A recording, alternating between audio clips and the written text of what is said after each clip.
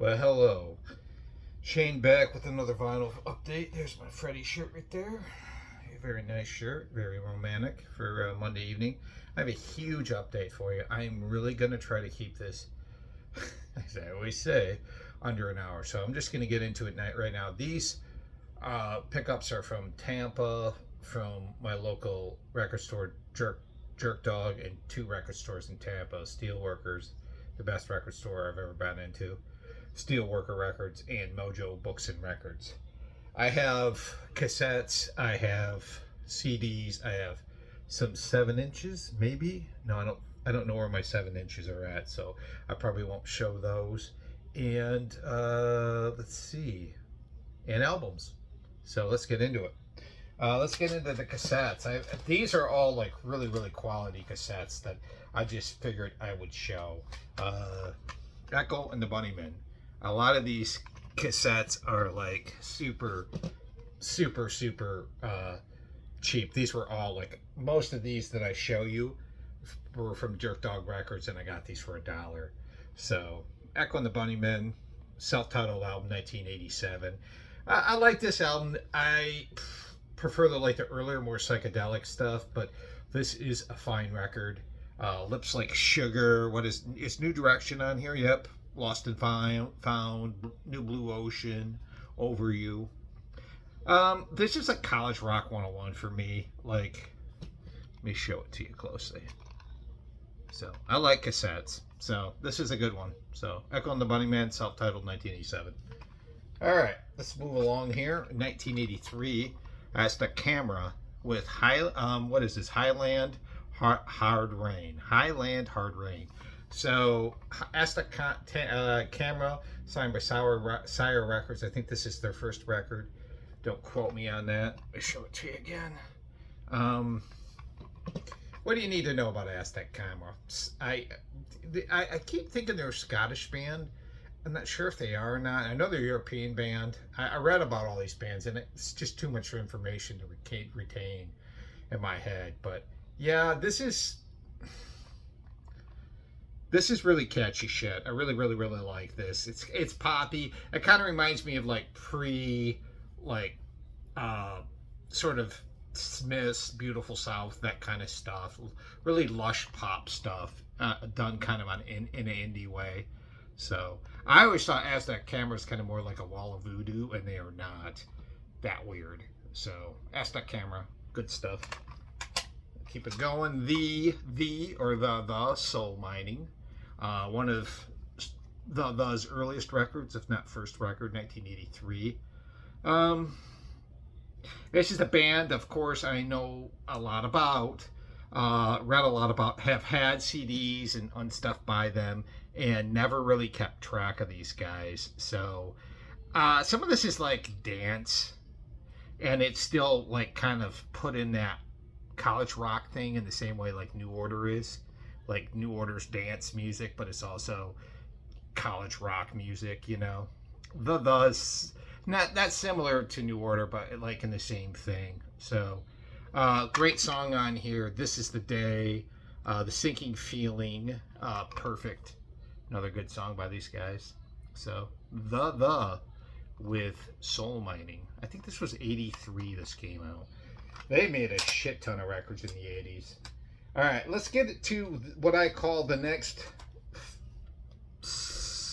5 are all sort of Athens related. And remember, all these cassettes were $1. Now, if you go like up in Tampa, there's no way I'd get these for $1. No fucking way. These would all be $8 to $10. But I got these for $1. I had to take full advantage. So when we think of Athens bands, B-52s, REM, this is Chronic Town EP. They had Fables of Reconstruction there, which I have, and they have Reckoning, which I have on cassette. I have more REM on cassette than what I know what to do with. They had Green there, which I didn't get. I might pick up if it's there again. But Chronic Town, this is an absolute steal. 5-song EP. REM's first recorded works. Let's just go back to 82 or 81. 1982. REM. This has got some good songs. Gardening at Night, classic REM songs. Wolves, Lower, A Million. What else is on here? There's only 2 more songs, for Christ's sakes.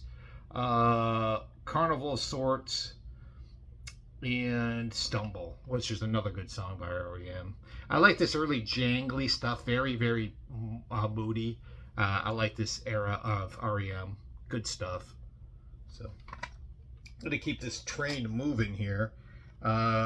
Tribute to REM. This is Surprise Your Pig on Staple Gun Records. This is really, really interesting. All these covers are like bands like doing their version of REM songs in their very, very...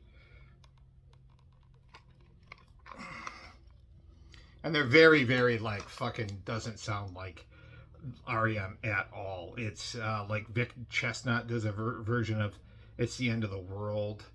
Mitch Easter does Shiny Happy People, which is more in kin to REM. What is his name? Tess Vesco's Hate Police doing Losing My Religion. And if you remember, it was Tess Vesco. If you know, he's the guy from the Meatmen, and I love Tess Vesco. Is that his name? Tess or T Vesco? Why am I? Tesco V.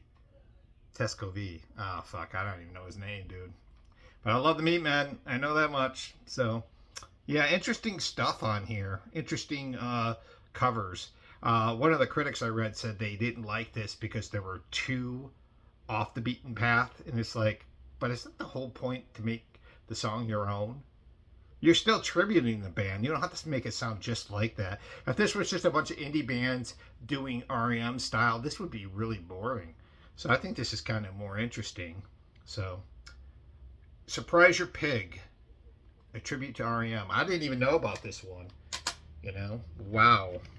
Athens Inside and Out. This is cool. Based on, this is the soundtrack to the documentary that came out in 1986 about the Athens music scene. Of course, interviews with REM and B-52s and Flat Dual Jets are in this. I've seen the part with Flat Dual Jets, and it's awesome. And they're on here along with the Kilkenny Cats, Love's Tractor, the Squalls are on here.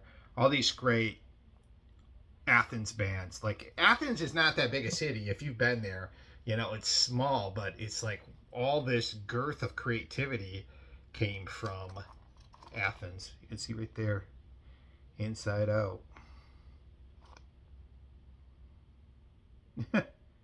So, interesting stuff.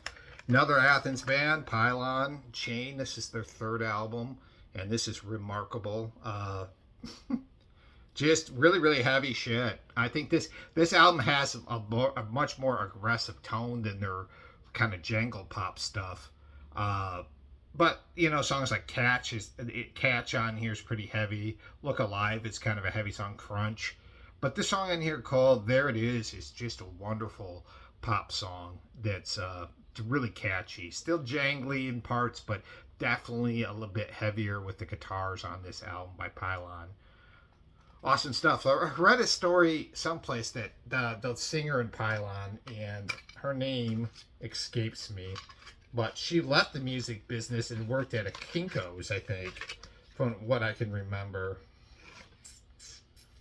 I can't remember what her name was, but she was in Pylon. Pylon's like a much beloved band from the Athens area, so this is kind of cool to get. And then, of course, the other connection to REM is the producer. Mitch Easter produced, I want to say, Murmur and Reckoning, some of the earlier albums. That's Active, his own band, with Cypress, their first album and their best, in my opinion. This album just crackles full of like sort of indie pop, indie rock, jangle stuff. It is awesome. Waters Part, very kind of a moody song on here. There you go, Let's Active, Cypress. But most of this is really good. I got into Let's Active kind of like on accident. I bought one of their CDs. I think it was Every Dog Has Its Day, and loved it. And then I got the album. But Cypress is a masterwork, in my opinion, of early 80s sort of jangle indie rock. This is as good as an album that came out in its time, in my opinion. Sarah Romweber, Dexter Romweber's sister, plays in this band. Of course, Dexter formed the Flat Dual Jets, and it's awesome shit if you haven't heard those guys. Roots rock out of control. There's the back. This band, though, is not from Athens. They're from North Carolina, from Chapel Hill, I believe, which is the University of North Carolina's town, or the city that North Carolina, the university is located in, I should say. So, Cypress, Let's Active, excellent record. All right, I'm trying to get through these as quick as I can. A twofer here by a great band, a band that I've gotten into a lot in the last few years. And of course, I liked them back in the day. And one of the most influential indie bands of their time, Camper Van Beethoven. This is Key Lime Pie, 1989 release. The follow-up to our beloved Revolutionary Sweetheart, which is a really good album. It's very, like, kind of low-key. This album has moments like that and sounds like it would be commercial. They're on a major label. They're on Virgin at this point. You can see the Key Lime Pie camper. I just like to show the cassettes. Yeah, but they did a great cover of Picture of Matchstick Men, the old Status Quo song. It's excellent. I think the violin player was replaced in this and still good, but it's still got that classic, like, zany Camper Van Beethoven, like, what is it? I was born in a laundromat when I win the lottery. These guys are so fucking goofy, man. Key Lime Pie. Yeah, I like most of every Camper Van Beethoven thing, and this is Camper Van Beethoven 2 and 3, their earlier era. Nothing but goofiness on this album by these guys. There's a real energy to these earlier records that I don't think are on the later records as much. They seemed a little too slowed down for my taste. But yeah, this has got oh god, ZZ Top and Goes to Egypt. Yep. Form Another Stone is a killer song on here. No More Bullshit is pretty cool. Cowboys from Hollywood. Indie greatness with Camper Van Beethoven. This band is fucking excellent if you have not gotten into them. And you like some humor in your indie pop, indie rock, you can't go wrong with these guys. And there's a bit of kind of an avant-garde thing in this band, too, you know. But I really feel like they're like one of these bands that really opened the door for all these other bands. All right, almost done with these cassettes, guys. Whew. Bob Mould, Black Sheets of Rain. These were $1. Can you fucking believe that? Another record off of Virgin Records. 1988? 1990 this came out. And this is a breakup record to the ultimate breakup record. Very dark, of course, with songs like Black Sheets of Rain, this title track, and Disappointed, and what was that song on here about Hear Me Calling Out Your Life. Stop Your Crying is hilarious, kind of in a way. It's a good tongue-in-cheek song. And of course a real poppy song on here. What is that poppy one on here? I should know this. It's Too Late. Really, really catchy poppy song on here. Kind of, you know, like, obviously, if you're like fan of Husker Du, it's still got Bob Mould. It's still got some heavy guitars. Very melodic, very poppy on this album, but very dark, too. And Bob Mould is a sort of national treasure of sarcasm. A lot of people don't get his humor. I kind of like him. And I don't have any Husker Du on cassette, but I do got a few by Sugar. Sugar file under Easy Listening. This one came out, what, 94?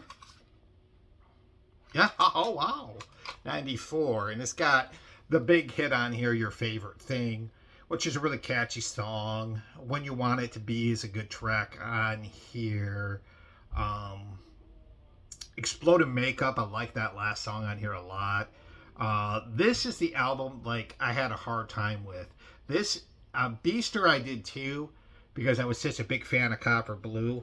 But man, oh man, this fucking thing is just really good, really catchy songs. Once again, very melodic, distorted guitars, you know. On Ryko, Sugar, File Under Easy Listening. Pretty cool. And of course, Copper Blue. This goes back for me 23 years, 24 years. I bought a handful of cassettes, and I still remember them as if it was yesterday when I was really getting into alternative. And I didn't know anything about these bands. I just kind of got into them, and I'll name them off that. Like I remember getting these: Jane's Addiction Triple X, Jane's Addiction Jane's Addiction Triple X, Teenage Fan Club Bandwagon-esque, Sisters of Mercy Vision Thing, Primus Sailing the Seas of Cheese, Chainsaw Kittens Flipped Out in Singapore, and this one. And I didn't know anything about Sugar. I didn't know who they were. I didn't know about Husker Du. I was probably a year or two later, I heard Everything Falls Apart and more, and I love the more hardcore shit that they did in Husker Du. I think I fell in love with that more than the melodic stuff. But this album's always been with me. It's easy to find on fucking CD. Not so easy to find on vinyl unless you're going to pay a lot of money for it. And actually kind of difficult to find on cassette. This one was priced at $5, but I got it for $1. He's just like, I'll just give it to you for $1. So I took it. I love fucking Sugar. I love this album. This album, I mean, other songs on here, like If I Could Change Your Mind. Love that song. Great ballad. Fortune Teller. Was it Hoover Dam on here? Changes is great. I love Changes. The Way We Act is terrific. And my favorite Sugar track of all time, or song of all time, A Good Idea, which is them kind of paying lip service to the Pixies. I think. It sounds like a Pixie song. So, yeah. Copper Blue, a absolute fucking classic on Ryko. For me, anyways, it's a classic. All right. Almost done with these cassettes. I'm telling you, man, this is going to be a hell of a one. Enigma, the first Enigma album. I guess it's MCMX AD. The very first Enigma album, 1990. I remember when this came out. I don't know if I thought a lot about it. I kind of liked it, I guess. But then this became my sort of like go-to record when I wanted to chill out. I lived in northern Michigan, so half the year was surrendered to being inside. And I learned how to be by myself at an early age and spend time alone by reading and listening to music. And I remember putting this on, and I think it was like Downward Spiral and Siamese Dream. Well, actually, that was later. Never mind. But Downward Spiral a few years later. And those were my albums that I listened to a lot. I really didn't get into Enigma until about probably 94. I don't know why, but I got into them then. And this is kind of like, I don't know, dance meets New Age meets Gregorian chants. You know, I mean, it's kind of dance music. It's really good. And the guy's name is Michael Cretu, I think is his name. This stuff is really hypnotic, and you can dance to it. So, of course, this has sadness on it, or sadness. Callous Went Away is a good track on here. Mea Culpa is beautiful. So, yeah, this was $3. It was definitely worth it. All right.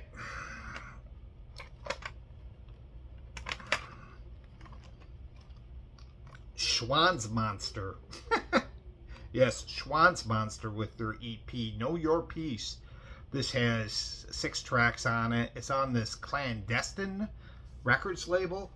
There is Schwanzmonster in the back. This is kind of like noise, experimental noise. I think maybe a little bit of like kind of an experimental metal too, I guess. I hadn't listened to enough of this, but there's another artist on Clandestine named Rom, and that's complete noise, RAUM, and that is like absolute complete noise. This is like sort of like, I don't know. From what I listened, I only listened to 2 tracks. It was just kind of noisy, experimental stuff. So I like it. I'll definitely buy more off this label, Clandestine, for sure. In Solto. I'm not even going to try to pronounce this album, so forget it. But it's Insulto is the name of the band. That's right, Insult with an O. Are you fucking kidding me? Insulto. We are Insulto, and we are going to get you. You know, whatever. Great, brutal death metal. That's what this is, and it's excellent. And this is a full-length cassette. I don't even know what label this is on. I thought it was on Hell's Headbangers, but it's not. If you like your BDM, brutal death metal with the, the sort of chugs and the fucking, low, like even more low that you can't even hear any of the lyrics. I love brutal death metal, and so this is really good stuff. I think these guys are from Brazil, which sounds about right. Brazil, is so good at metal. All right, 2 left. The follow-up to their first album, this is Massacre with Promise. This is released off of Earache. Great death metal band, Massacre. 1996 release. A lot of people don't like this from their first album. It's their first album called From Beyond. That is an insanely good death metal album. I've not heard this, but I'll take a chance on it for $6, and it's sealed. So, I think it's just 90s death metal. Massacre. And I think they're from Florida. Somebody will tell me in the chat if I'm wrong about that. And last but not least, this one was $10. I'll never pay $10 for a cassette. Maybe. But, I saw it and I had to get it. Eaten Alive. That's right, Eaten Alive. This is the soundtrack to the 1977 horror movie. I think this came out. 77 or 70. I thought maybe it was like 75. No, it was like 76 or 77 this came out. Released by Dutch Oven. You can see the Dutch Oven right there. Composed by William Bell and Tobe Hooper. And I think this kind of goes along the same line as most of their stuff. It's kind of grainy and noisy. Yeah, this better be fucking Dutch Oven. I'm gonna be pissed if I listen to this and there's nothing in here. But yeah, Eaten Alive. The Dutch Oven stuff is going for. You can see the Dutch Oven on the back right there. Hold on. Yeah, Dutch Oven. This stuff is going for a lot more online. I don't know. He said like $30, $40 for a cassette, which to me is insane. But I think everything is insane to me. Everything feels insane. Let's get into the CDs. I want to get into these real quick so I can have some time for the vinyl. I told you I got a lot of shit, man. I got way more than I was wanting to, but these first 6 CDs were all $2 a piece. There was a CD sale blowout at Jerk Dog Records, so I went a little nuts.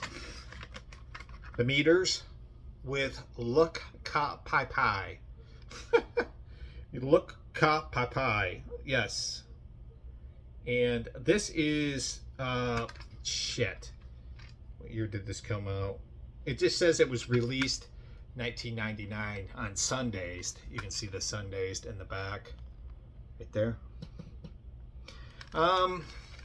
New Orleans funk, if you're familiar with the Meters. I've never really listened to these guys. This kind of reminds me a lot of Booker T and the MGs. That's kind of the vibe I got from listening to it, and those guys are great. So I think this is Art Neville. What's his name's brother? Aaron Neville's brother. I don't know much, but I know I love you. Yeah. Aaron Neville. Yeah. Tell it like it blue. I like Aaron Neville. He's got a good voice. But yeah, the Meters. Luck Ka Pai Pai. Good funk. And I think that came out in the late 60s. Bob Weir, Heaven Help the Fool. A who's who of guests on this includes David Foster, Waddy Wachtel, some of the members of Toto are on here playing. Uh, I love Bob Weir's voice, and this to me is a really good record by Bob Weir. Like I think I feel like a lot of his records are kind of like uh, dismissed, and this one was quoted as being like a disco album, and it's more like soul funk, so that's bullshit. It's not disco. So songs on here, I like Salt Lake City. That is really kind of jazzy and soul funky, but I would dare to call this disco. And I remember, like, I wouldn't even have given this hit a chance, but what got me into maybe giving this a chance, because I've never heard this record, is that I heard Shakedown Street by um, the Grateful Dead, that song, and it was probably not that long ago, maybe 5, 6, 7 years ago, and it was that song is so funky, and I was told that that album's so horrible that I ended up getting it on CD, still have it on CD, and love that song Shakedown Street. So yeah, I don't know I don't know all the songs on here. I only heard a few tracks. I like what I've heard. Let me see who else is on here. David Foster is on here. Um, I said Mike Porcaro from Toto, David Paik from Toto, Bill Champlin from Sons of Champlin, a kind of a Chicago band, sounding band. Um, Nigel Olson and Dee Murray of Elton John's band on here. So a who's who of session players on this pretty good album by him. I don't think it's as bad as people say. Like they calling it like a disco album. And I'm a big fan of Bob Weir. I love his voice. He's one of my favorite vocalists outside of, Jerry Garcia in the band. Dick Dale, Tribal Thunder, 1993. If I can recommend, and I mean out of everything besides maybe the Camper Van Beethoven stuff and the Schwann's Monster, which I like a lot, this is a high recommend for you. This is amazing. This is off of High Tone Records, 1993 release. Of course, Dick Dale got popular again because of his song Miseraloo was in the Pulp Fiction soundtrack, and he made some albums in the 90s, and this one might be the best album he's ever made. The first song on here, Nitro, is fucking awesome. It's heavy as shit. And a lot of metalheads love Dick Dale, and you hear this and now you know why. Just full of fucking great energy. The guitar playing on this is excellent. He even goes kind of Spanish with a song called Esperanza. But yeah, this is fucking excellent. Trail of Tears has almost got like this Native American vibe to it. Really, really cool shit. Definitely one of the better. This is amazing. And I'm not a big surf rock fan, but this got me. So every now and then I'll hear something like that Buena Vista Social Club, and I was like, wow, this is amazing. And I always never know what's going to surprise me for being amazing or not. Here are the Hindu Love Gods. This is Mike Mills, Peter Buck from REM, along with Warren Zevon, doing basically an album full of covers. Those two guys played, and there's another guy in the band too, and I can't think of his name. But those guys, the REM guys, played on his album Sentimental Hygiene. And I don't know if I'm guessing that they just recorded some of these songs for shits and giggles, and it became an album. But yeah, like I said, everything on here is kind of like fucking like covers that I know of. Yeah, that Sentimental Hygiene record by Warren Zevon, awesome record. 1987, I think that came out. This came out in 1990 on Giant Records. And this is just really, really good fucking... They could do a lot of blues. It sounds kind of jangly at times, but hard rocking mostly. Kind of lots of blues songs like Banished Boy and Wang Dang Doodle. Surprising covers of fucking Prince's Raspberry Beret, which is pretty fun. But like Traveling Riverside Blues, Walking Blues, lots of blues on here. Another cover on here, which I actually like, not as much as the original, but I like, is Battleship Chains, the song that Georgia Satellite made popular on their first debut album. I don't know who wrote Battleship Chains. I don't know who actually originally recorded that. If you guys know, please put it down below. But yeah. Hindu Love Gods. Only released too, so. Alright, we're getting through 2 alternative records. This one, this band I've been hot and cold for, but man, this is good. Blake Babies, Massachusetts-based band. These guys are really good. Of course, this is John Brom. I think is his name, Crom or Braun. Juliana Hatfield. Yeah, John Strom. I was way off. And Frida Boner. Frida Boner. That's right. The boner needs to be released. Frida Boner. Yeah. John Strom. Is that his name? I want to make sure I'm right on that. Yeah. And Juliana Hatfield. This, man, wow. I've listened to some of Blake Baby stuff, but this one just really takes the cake. It is fucking excellent. You can't go wrong with this band. Yes. This is very, very good. I just have so much to show you guys. I'm so tired. I think the song on here, Girl on a Box, John sings, but this has got some killer fucking shit on here. What's that one song called? Wake Me. Is that Watch Me Now I'm Calling? Yeah. Great song on here. I'm Not Your Mother. But this song, Watch Me Now I'm Calling, is about her like fucking cutting. You know, like being a cutter. Like, I work in mental health, so cutting is like not that big a deal to me. I mean, it, you know, is, but it's not. It's like, yeah. So Sunburn, yeah. And this one I saw hidden, and I picked it up anyways. The Reverend Horton Heat. This is his first album. The full custom gospel sounds according to the Reverend Horton Heat. This album, I think, is Reverend's like hardest sounding record. Like, it's just heavy. It's just not like a metal record, but just fucking the guitars are real loud. And this first song in here, Wiggle Stick, just rips. You know, they kind of went bluesy, and this is like a combination of like hard rock and rockabilly. Like if you're to combine both sounds, this is really good shit. The song on here, Beer, is really good. Big Little Babies, hilarious. Living on the Edge of Houston. Yeah, I think the first Reverend Horton Heat I ever heard was Smoke 'Em If You Got 'Em. And that's still my favorite record by him, but if I had a second favorite, it's this one.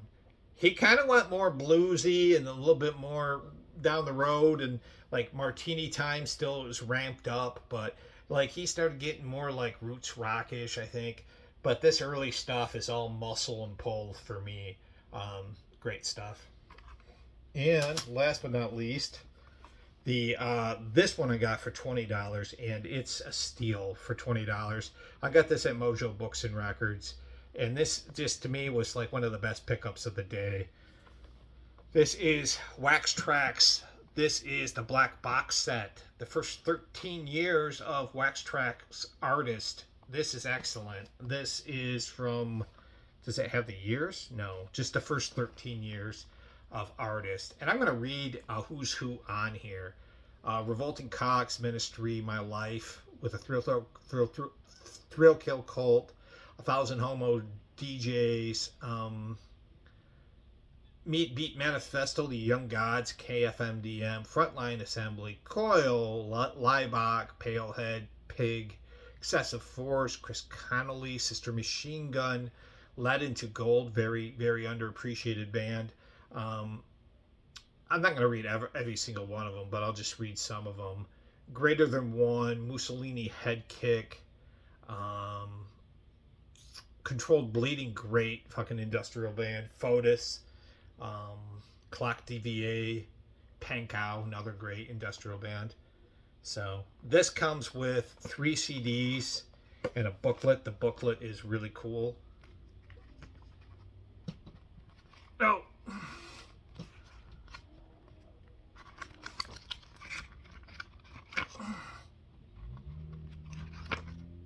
Yeah.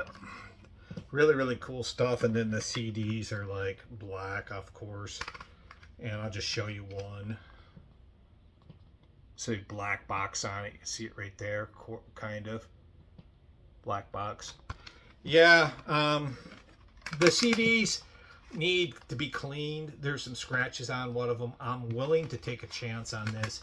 This thing usually goes for $40 to $50 to get used to anyways. So to get this for $20, even if it's not in great shape, good enough shape, I'll clean it.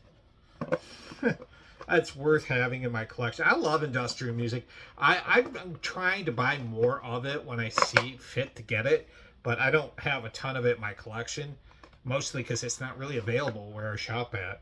But I like it anyway, so black box, fucking excellent stuff. And that's just the fucking CDs and cassettes. Let's get into the albums. Just give me a second to take a breather.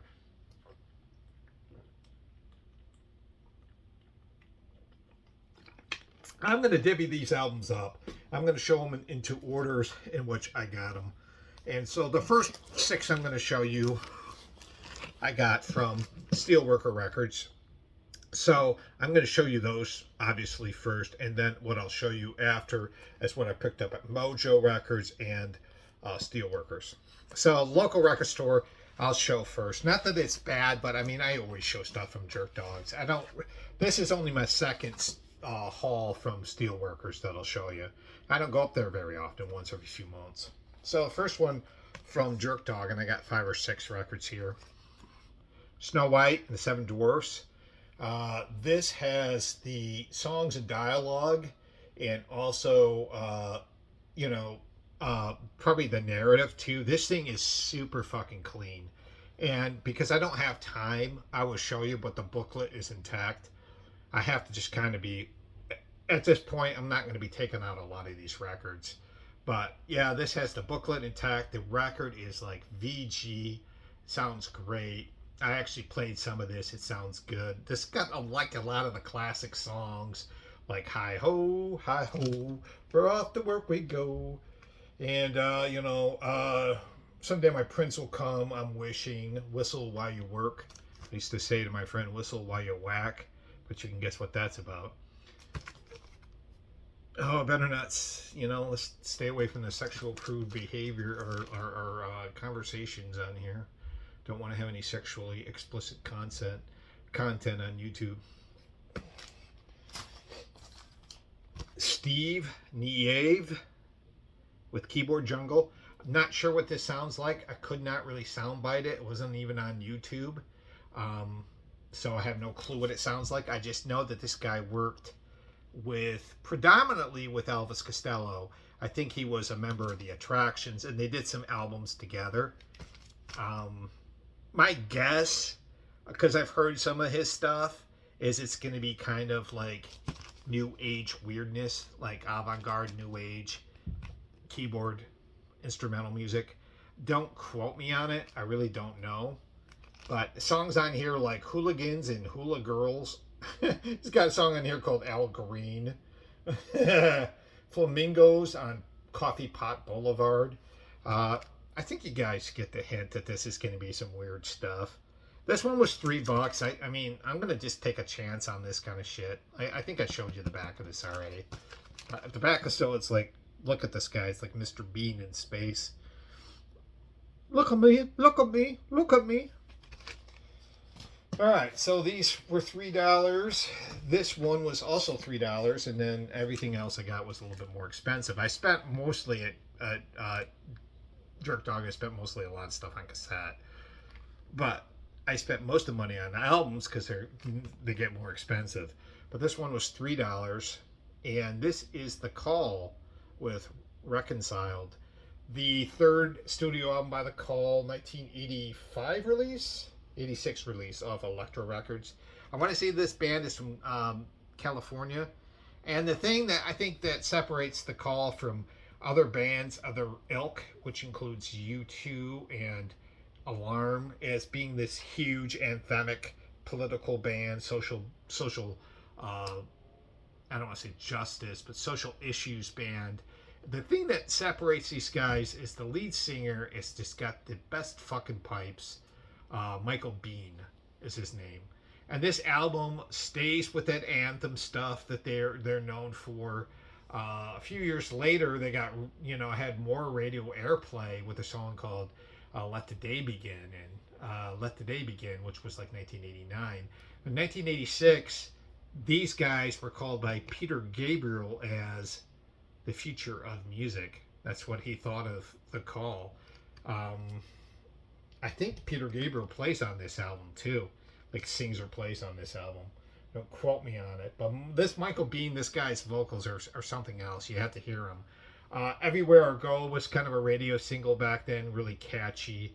I still believe the song that was most popularized by Tim Capella for the Lost Boys soundtrack. The Call actually did a version of that a good year prior to that. Tore the Old Place Down is a good track on here. Like I said, these guys are kind of like, if you like Alarm and fucking U2, they're in that ballpark. And I like both of those bands, so I think I'll like this. And for $3, to get a Call record is pretty good. Pretty good. One of the great pop punk albums of its time, and I mean, this is a terrific album. Can't Stand the Resilios. This is a reissue off of Suburban Research Records that was reissued last year. This band, they're from Edinburgh. Edinburgh. I think Edinburgh, right? Is it Edinburgh? Yeah, Edinburgh. And originally this band was signed to Sire Records, but this is just some of the best fucking pop punk you can get. And this band kind of like predates the B-52s by a few years, in which they had male-female shared vocals. With what's that girl's name on here? Jesus, Eugene Reynolds, and what's her name? Oh, damn it, it's gonna kill me. Faye Fife. And they kind of trade off vocals, and it's really cool. Catchy pop punk stuff all the way. Just a punk band, really, but with real poppy stuff on here. The song, like, My Baby Does Good Sculptures is terrific. 2000 AD, Flying Saucer Attack, all awesome, catchy pop songs. There's one song on here that's really kind of an aggressive track on here. Is a song called Somebody's Gonna Get Their Head Kicked In Tonight, which I believe is an old Fleetwood Mac song. But yeah, this is fucking awesome stuff. This is right up there to me with the Ramones for being some of the best pop punk of the 70s. I mean, this shit is so catchy, so infectious. This next album was really derided when it came out, and I saw it, and it's been in his store forever, and he decided to give me a discount on it, and I just took it. I didn't even really want this. I want more of his older records, but I figured why not. And it's Andrew WK with God Is Partying. Yes, I've never seen anybody in the VC do a fucking Andrew WK record. And this guy is so fucking derisive. People either love him and think he's great, this is a great artist, or they hate his ass. And this album, released off of Napalm Records, which they do more extreme metal bands, like death metal bands and stuff like that, and black metal bands, are releasing an Andrew WK album. This album, look at the back of that. Definitely is a metal record, I would say. Big riffs, like big traditional metal riffs in this, like kind of like he listened to a lot of Dio. And I remember reading a review or watching a review by one of the guys from Lock Your Horns, if you've ever seen that YouTube channel. This guy was talking about this record and he didn't like it. I don't think he gets it. I don't think he gets Andrew WK like a lot of people don't, and that's okay. That doesn't make him stupid or lame or anything.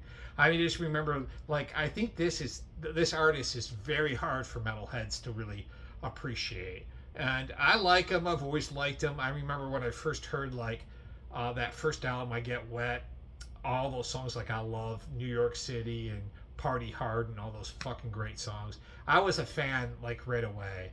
But this album, like, a lot more dark. The lyrics are more probing philosophically.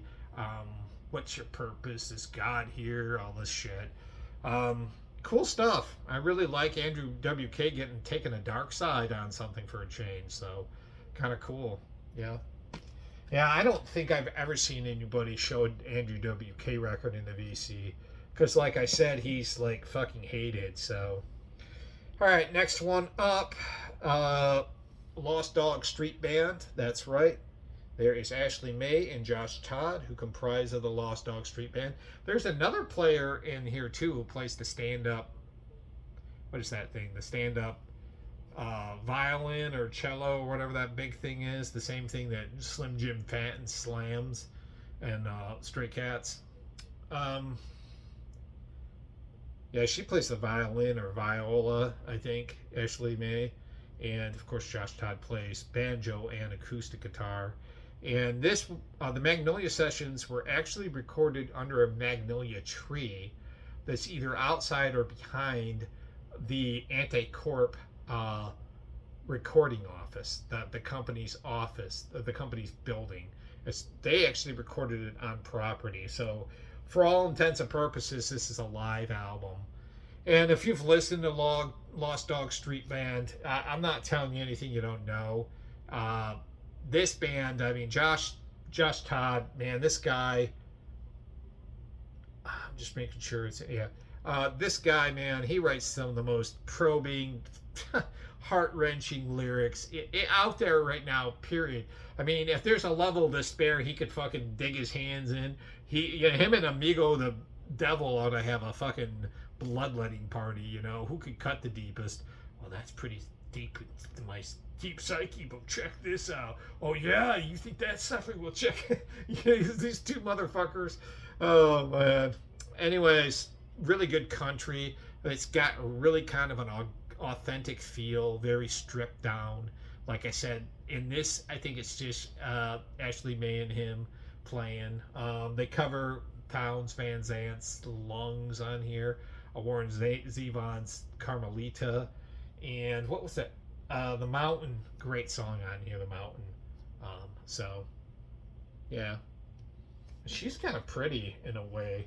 There's the little doggies. I want to say I think these guys are from Kentucky. All right. I'm going to go through these next few very, very quickly. I do got some 45s I didn't show that with the Doug stuff, so I'll show you those real quick, and then we'll get into the albums. Just a few 45s. Abco version of 96 Tears, question mark in the Mysterians. The B-side is I Can't Get Enough of You, Baby. Now, I thought for sure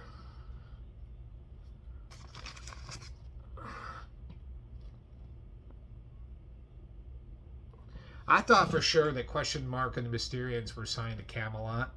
So I thought this was a weird pressing of this. It might not be worth anything, but what the fuck, I love the song. On Roulette, Tommy James and the Shondells with Crimson and Clover. And the B-side is Some Kind of Love. I love Crimson and Clover. It's so psychedelic. I love like the experimentation he does with dubbing or layering, not dubbing, but layering music in that. How he records Crimson and Clover is really cool. So, and Cross Current. I think that I want to say this band is from Minnesota. A very, very, very angry, pissed off hardcore band off of Old World Records, released out of Germany. And this is just on black vinyl. I'm not going to take it out. Well, fuck it, I will. 3 songs on here: Square One, False Government, and Serenity. Yeah, This was recorded like right after the LA riots happened. So there's a lot of vigor involved. They recorded these songs right after the LA riots. So early 90s hardcore, which I love still, you know.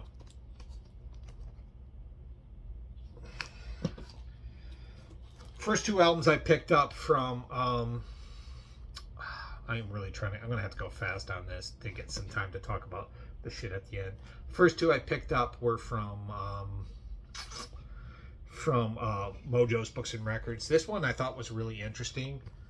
Blood, Sweat, and Tears, Nuclear Blues. Yeah, I just thought this was interesting because I've never seen any later than the earlier 70s, Blood, Sweat, and Tears. And yeah, this is a fucking crazy record for them. Really going against that pop soul jazz hybrid they did and staying more in like a jazz fusion neighborhood. And even with some gravitas, I must say, with Blood, Sweat, and Tears, going with Manic Depression on here, kind of a cool song they did, the old Hendrix version. And Drown in My Own Tears is good on here. Nuclear Blues, Fantasy Stage. This is just really good fusion. And I'm not a huge jazz fusion fan, but I kind of like this. More even maybe on the jazz side than anything, but I actually kind of like this. Blood, Sweat, and Tears. Bruce Hornsby in the Range. And The Way It Is. First album by Bruce Hornsby in the Range. This, of course, has got the big hit, The Way It Is, Every Little Kiss, Mandolin Rain. The Red Plains is a good track on here. Down the Road Tonight. The Long Race is another killer track on here. The one thing about this album that's completely astounding to me, and this was like $1 or $2, so I just got it for really, really cheap. The one thing that astounds me is this band sounds like they've been playing together for fucking ever. And here it is. This band, this is their debut album. And Huey Lewis and Michael McDonald, I want to say, were the two guys that were like key. And Huey Lewis helped get him signed. And Michael McDonald really encouraged him to keep going. Because he was, been trying to get on a record contract since like the early 80s. And no one was interested in his like sort of pastoral roots rock. That kind of, the interesting thing about Bruce Hornsby is it kind of borderlines on being soft rock, like adult contemporary music, and it kind of veers towards roots rock. And it's got this like sort of epic, sort of pastoral kind of lull you to sleep, really, kind of stuff. And I don't mean that in a bad way, because I like this album. But man, if I was to listen to more than like 5 or 6 songs in a row, I might be down for the count. But that's just me. I like Bruce Hornsby. So, and I got his second album, and so I'm pretty happy with what I have by him now. These next 5, 6 here were all dollar records I got from Steelworker Records. We're going to go through these real quick. First one, Modern English, After the Snow. Great album. This band gets mistaken for being a new wave band and certainly have new wave traits, but this band, in their hearts of hearts, are a fucking post-punk band. And they don't always reach that level, but that's where I think they're trying to go to. And of course, this has I Melt With You on it, which is on the hype sticker, featuring the single I Melt With You. And that was their biggest song, and the song that really kind of defined their career, unfortunately, because they made a lot of good albums and they were consistent. This has a very kind of a moodiness in the record. Songs like After the Snow is absolutely gorgeous. Carry Me Down, Life in the Glad House.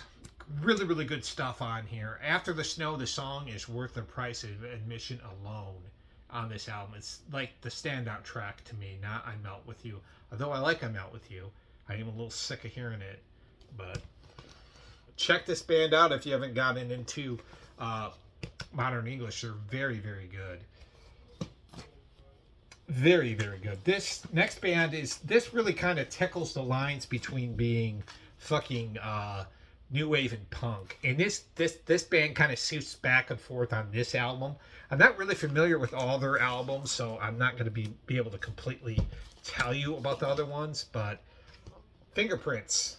And this is the Very Dab, released on Virgin Records 1979.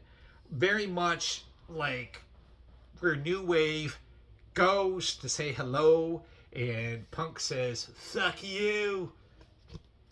This is what this is, like a crash between these two styles, and it's very, very good.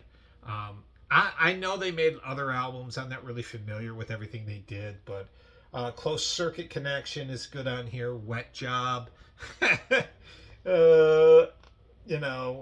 Beam Me Up Scotty's kind of a fun song on here. That one's really goofy. Yeah, Fingerprints is good stuff. Fingerprints with a Z. Trying to be clever. The New Adventures. This is such good, like, this is kind of like pub rock with a punk attitude. And this band just kind of reminds me a little bit of like the Fabulous Poodles. Just really good high octane rock and roll, but just a little punk in your face fist stuff right here. I like this band. I want to say I think they're an English band. They're from England. Drive Me Wild's a really good track on here. Backdoor Lovers. Yeah, I kind of like this. This is somewhat to me akin to like the Fabulous Poodles. Just really rip roaring kind of pub rock almost, dirty rock and roll, but not really pub rock.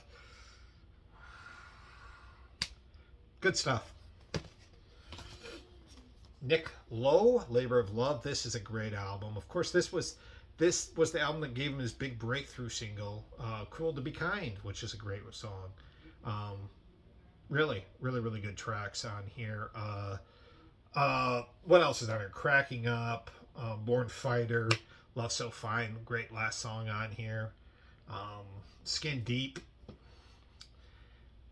The late 70s is kind of where, like, and I do like some of the stuff he did in the 80s, like Rose of England, but this is, to me, is like his finest hour. This and Pure Pop, For Now People, that album is amazing, and it's just Nick inside. Look, I'm smiling. Hi, I'm Nick Lowe. I produced a lot of bands. Kind of power pop, really. Speaking of, well, yeah. Johnny Kala, I Hear Voices. So Johnny Kala played with Sly Stone, played with Van Morrison, and was in Huey Lewis in the News. Yeah, you can see it right there with Huey Lewis in the News. This is his a cappella album, which means most likely I'm going to sell this. But it was $1. Fuck it, I'll give it a shot. I mean, 2012 release for $1. Yeah, you just get what you get with this shit right here. You're just getting what you get with this stuff. I'm not a huge fan of acapella music. Obviously, probably not. I don't know a lot of people that are, but they did do an album, Huey Lewis in the News, called Four Chords and a Charm, that I thought was okay. It was kind of annoying after a while, but where they did Little Bitty Pretty One, and that's on here too. So I'm sort of I think Kala played sax. I think he was a saxophone player in Huey Lewis, I want to say, and plays keyboards too, I think, some of the time. I don't know. This one's probably got buyer's remorse already. I don't know. It might be all right. All the different players on here. Acapella, fuck, man. This I have on vinyl. I picked it up again. Get Wet. And it's self-titled album. Produced by Phil Ramone, that's right, of Billy Joel fame, the guy who produced a ton of Billy Joel albums, including The Stranger, Glass Houses, An Innocent Man. Billy Joel through and through. Very, very much of its time for the production on this, early 80s. But this band lives in the 60s. And this is very much like bubblegum pop. modern, early 80s bubblegum pop mirrored with 60s pop.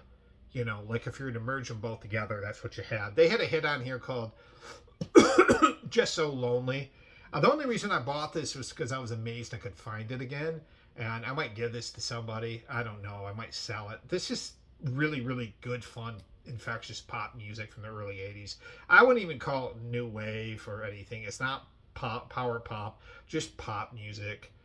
Just So Lonely, like I said, was the big song on here. But Morton Street, Where the Boys Are, there's a few good tracks on here. I mean, most of this album is kind of, you know, but I kind of like those songs. So we're moving, guys. We're moving. I got 3 $4 records, and I'll show you those real quick. The Alarm Dedication, going back to that reference to when I was talking about the call earlier. And the reason I got this record should be $1 record, in all fairness, but fuck it, I got it anyways. It's got 68 Guns on it, and I love that song.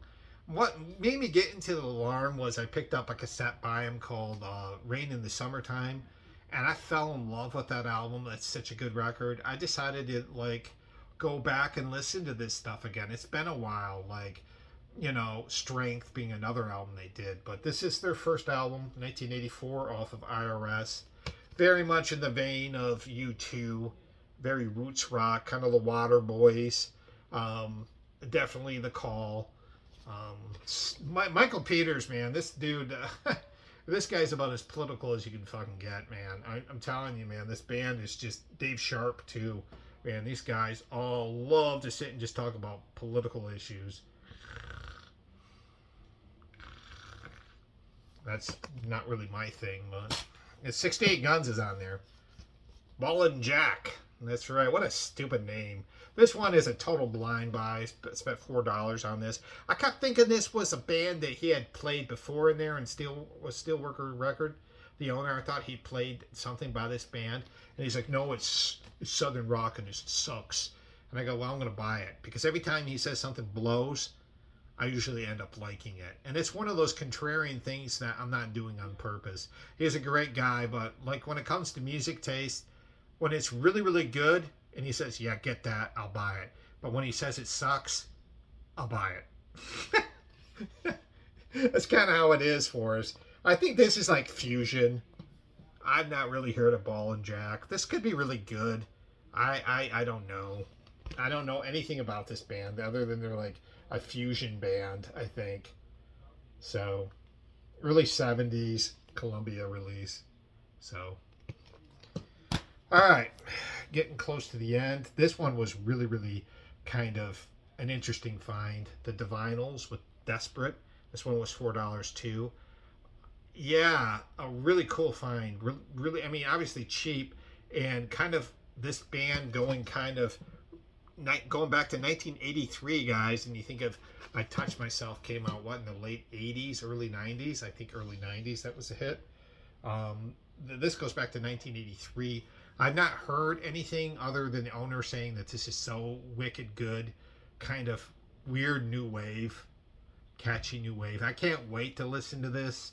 I like some of the other Divinyl stuff I heard, and they are kind of more on the new wavelength. I think at least some of the early stuff is considered that. So if anybody's heard this album, Desperate, let me know. I have not played it yet. I haven't spun it, so I don't know what it sounds like. It's the lyrics. All right, let's get into it. Third album by Lime Spiders. Fucking excellent, man. Volatile. Okay, this is like kind of where most Lime Spiders fans kind of like stop and say, what are you guys doing? They go more in a traditional rock kind of sound and get out of the post-punk, you know. And the only band I can kind of compare this to is The Cult. When The Cult were doing that like sort of God, I don't even know what you call it, almost like gothic rock, and then they go into hard rock. Not that this band sounds like The Cult, they don't, but this is them doing kind of more of a straight up rock sound on Volatile. So I haven't heard it, but the Lime Spiders, their shit is hard to fucking find in the wild. Even if it's not their best album, I'll take it. So Lime Spider Volatile, $6, $7. I was happy to find this one. George Harrison's first album or second album, like really early album by him, Electronic Sound. This thing is really hard to find, and it used to go for a lot more money. I got my copy for what, $7.99? Very, very happy to have this in my collection. I bought I think the second album he did, first or second, I forget which order they're in, but an album called Wonderwall, which is more an Indian sounding record, like Indian sitar kind of stuff. This, I heard, is just mostly experimental, electronic, all instrumental stuff. And some people are really turned off by this. Like, if I didn't show you that. And some people really like this. So, I don't know. Electronic. I'm happy to have this. I like the fact George Harrison was really experimental. This I had, and I'm fucking stoked to have it again for $10. The Jam with Snap. 1983 compilation album of all the Jam's stuff. Greatest hits. It's got like That's Entertainment on it, going back to The Modern World, In the City, like the earlier punk stuff, and then their later kind of more like pop, new wave kind of shit. I like the Jam. This is a promo record too, which makes it even better. You can see the promo on there. Favorite song on here is Down in the Tube Station at Midnight. Love that song. This album was gifted to me by a friend, and I had it, and for a long time was one of my favorite records. And yeah, you want to get mostly, if you want to go with the studio albums, I just had this for the longest time. And to be honest, I don't know if I'm going to get any other Jam stuff. I mean, I probably will get All Mod Cons and some of those early records, but I'm happy with this. I love this band. They're a great British punk band who kind of changed their sound. Of course, Paul Weller kept changing and evolving over his whole career, but two left, guys. Sickened by the Holy Ghost, Profanatica. Yes, 2011 Profanatica. One of United States, and I think these guys are from New York, long-lasting fucking black metal bands. I mean, this band has been around for a long, long time. I just don't have time. I'd like to take these out and show them to you. This is an EP, but it's got 2 albums that just have one sides on it, which is kind of cool. Released back in the day by Hell's Headbangers back in 2011. Can't go wrong with this. Just great black metal, like a traditional black metal. I like this stuff because it's really noisy. And there's something about this band. They're not doing any atmospheric shit. It's mostly let's cut your dick off and you drink from the blood. I mean, just great in your fucking face black metal, like extreme black metal, like, you know, with an edge to it, like really good stuff. And like I said, I'm going to learn more as I go along, but of course I knew who this band was, just haven't listened to them. And last but not least, and this band put Scandinavian hardcore on the map, Anti-Cymex, demos 81 through 85. I'm not, once again, really familiar with this group. I've heard their name be dropped a lot. Obviously, they're mentioned with bands like Discharge and Siege for being one of the pioneers of the crust or D-beat sound in hardcore punk. So this will be a good introduction, you know. Side A has various demos, 82 to 85, and side B has the Anarchist Attack demo from 81. So Anti-Climax, he's had this there for a while, and I heard somebody else, like I heard Ground Zero Salem talking about this band, so they were fresh in my fucking marble. And yeah, an hour and 8 minutes long, an hour and 9 minutes long, guys. That's it for a while for me. I will probably pick up some stuff in a few weeks. I got a few punk records on hold. I'm gonna probably get more cassettes. And that'll be probably it. So there'll be new, and I won't be able to show you anything new for a while. I mean, I can't believe I crammed all that shit in. And I could have made this shorter if I didn't have the cassettes in, but I had such good cassettes, I had to show them. And I know you're thinking sugar whippy shit, but like finding that on cassette is not easy now, especially for $1. It is not. So I'm gonna take a deep breath because I was fucking jamming through that shit. Just a few. I just want to give a few nods to some of the people on the VC. I married a record collector. Those guys do great work, and they live in Michigan. So if you haven't been on their channel, check them out. Vinyl Richie, that dude is so fucking consistent. Uncommon Paler, that guy is a hard ass Canadian motherfucker who is awesome. And my favorite, Canyon Bickle, who does God work. My favorite on the VC, does more extreme stuff like more black metal, death metal. And one of the other things I wanted to address real quick is, I guess my brother was like, how can you like, like the Carpenters and then like black metal? I'm like, I don't know, but I do. I like all this sort of arranged stuff. The only thing I kind of veer away from is new country and kind of new pop music, but I can pretty much like anything. Pretty much like anything. I mean, I'm not a big fan of like Billie Eilish and Taylor Swift and that shit, but I'm sure if I heard a song I liked by him, I would definitely buy an album by him. I don't know. My mind just whatever gravitates to it, I'll take a chance on it.